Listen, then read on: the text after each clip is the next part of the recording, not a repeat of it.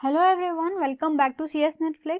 In this video, we shall discuss a previous year question from your DBMS, and from this video onwards, we shall discuss all the previous year questions of all the subjects which are asked in GATE, NET and other competitive exams, and every question will be discussed in detail. So let us start with the first question in this video.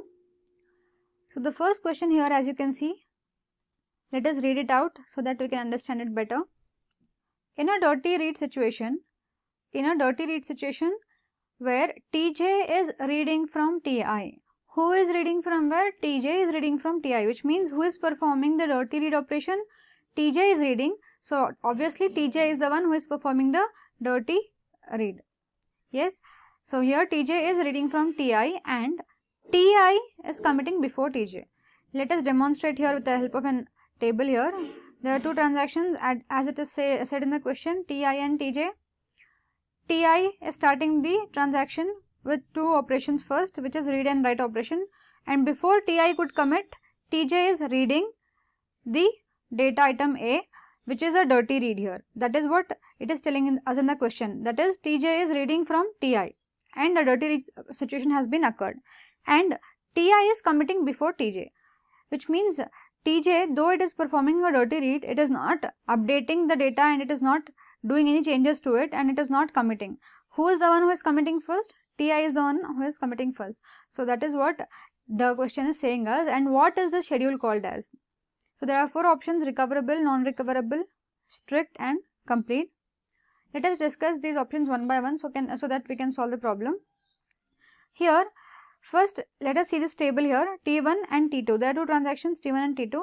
As usual, T1 is starting with a read operation and then write operation has been performed. But before T1 could commit, T2 is performing a read operation, which means this is a dirty read situation. And then, though after performing the dirty read, what T2 is doing, it is also updating the data by performing the write operation, and it is also saving the changes permanently by committing it. Okay. And what happens next? Then T1 comes and commits. But if at all T1 does not commit here and there is a failure which has occurred, and T1 has to roll back. Can T1 roll back? No. Why? Because T2 has committed before T1 could do any changes, or before T1 could commit the data and save, and because T2 has interfered here by performing some commit operation and write operation, T1 cannot roll back, and these type of schedules are called as non-recoverable schedules. Look at the second table here. There are again two transactions, T1 and T2. T1 is starting with the read operation and then write operation, and again before T1 could commit, T2 is reading the data item A. So therefore again this is a dirty read here, and again what happens, T2 is writing the data item A, that is, it is performing some write operation, but T2 is not committing first, only T1 is committing first and then T2 is committing. And in this scenario, T1 is a transaction who had to commit first, and the same thing is happening. T1 is the one who is committing first, and even if the failure occurs somewhere here, T1 can roll back. Why? Because T2 did not save the changes permanently by having a commit operation. So that is why T1 can roll back, and T1 can also recover the schedule even if there is some failure. So these type of schedules are called as recoverable schedules. Next, the third table here is about your strict 2PL protocol. So in strict 2PL, what the concept says is that in strict 2PL, the concept here is that there is a shared lock on every data item. There is a shared lock on every data item, and consider transaction T1 has taken the shared lock, and there is a transaction T2. Fine.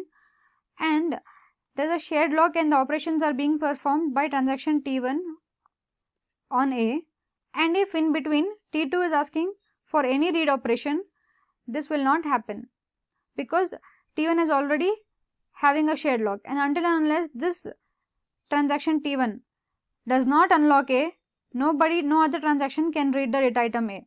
Only after T1 unlocks the data item A, the T2 can perform the read operation. So that is the concept of strict 2PL. So let us see here in an example. Now T1 has started the transaction by acquiring a shared lock on data item A. Next it is reading the data item A. Next it is reading the data item B. So this is not of any concern. But as you can see, now T2 comes in and it is trying to read the data item A. But in this case, T2 cannot read the data item A because T1 has a shared lock on it. Yes. Next, what happens?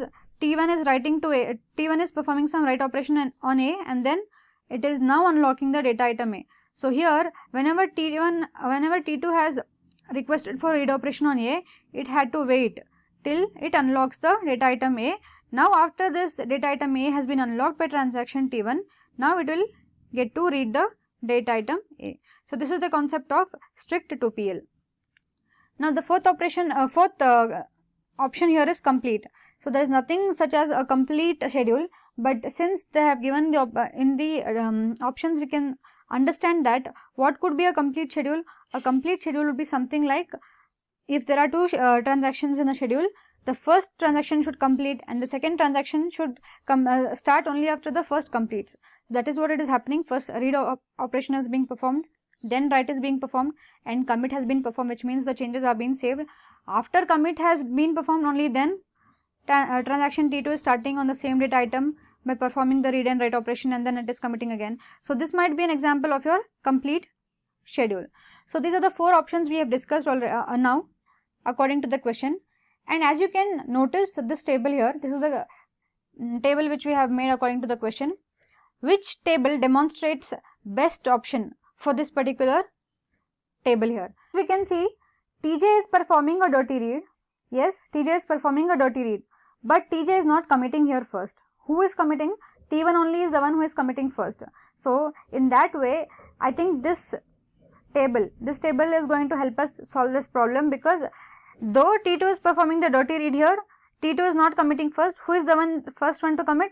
T1 is the first one to commit. So this might be the perfect example for this particular question, wherein Ti is committing first and then only Tj might commit. So because this table is resembling our recoverable schedule table, the correct answer for this particular question is your option A, which is your recoverable schedule. The correct option for this question is your recoverable schedule.